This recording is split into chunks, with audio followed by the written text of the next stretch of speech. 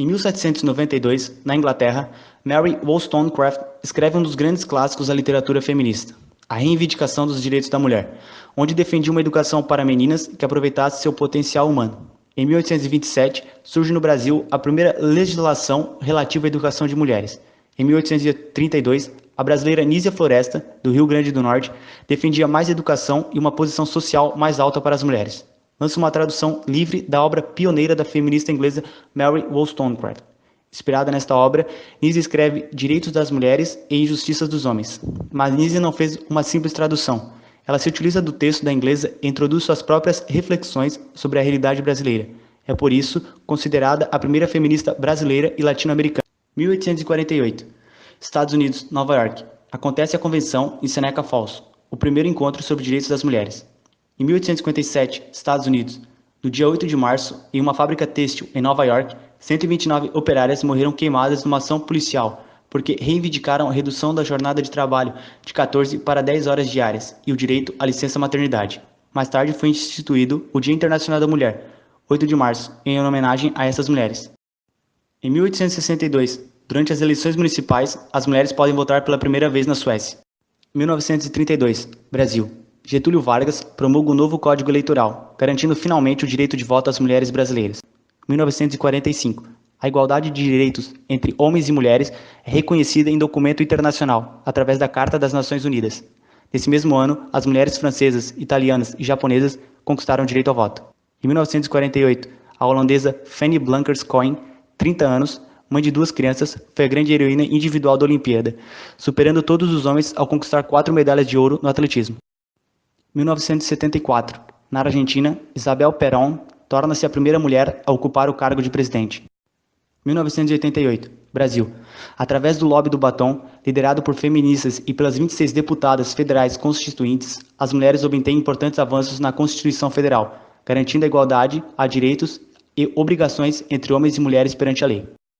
2006. Sancionada a Lei Maria da Penha. Dentre várias mudanças, a lei aumenta o rigor nas punições das agressões contra a mulher. É disponibilizado o número 180 para denúncia. 2010. Dilma Rousseff eleita a primeira presidente mulher na história do Brasil. Também fizemos algumas perguntas que são frequentes entre as mulheres para a professora Karen, que é formada em Direito na Univille e em História na UDESC.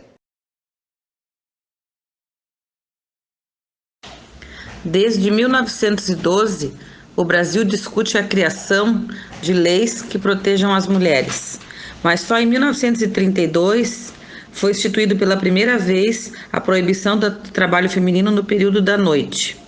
Nesse mesmo decreto, ainda dizia que a mulher podia ter meia hora de descanso 2 vezes por dia, desde o momento em que o bebê nasceu até ele fazer 6 meses. Portanto, ainda não havia licença maternidade.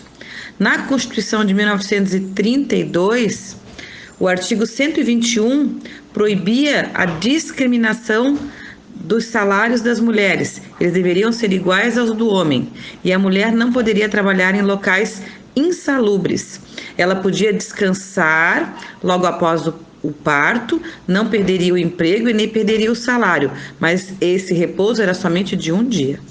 Em 1934, a Constituição dizia que a mulher só poderia trabalhar 8 horas, que ela já poderia descansar 1 vez por semana, poderia ter férias remuneradas e, de novo, dizia que o salário dela tinha que ser igual ao do homem. Portanto, isso quer dizer que o salário era diferente.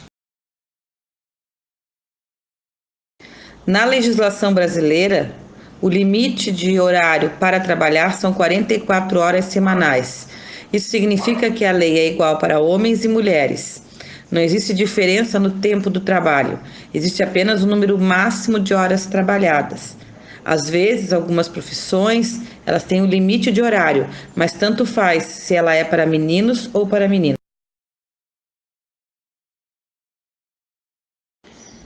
O estado civil ou a mudança do estado civil de casado para solteiro ou de solteiro para casado não é um fator que justifique a demissão de nenhum empregado.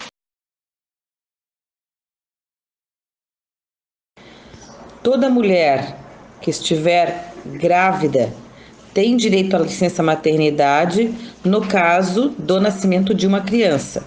ela ainda pode pegar licença maternidade, iniciar a licença maternidade, se a gravidez dela for de alto risco. E mesmo que ela tenha um bebê e esse bebê morra no parto, ela também tem direito à licença maternidade. As mulheres também têm direito à licença maternidade no caso da adoção, o mesmo tempo que teria uma mulher que gerou um bebê.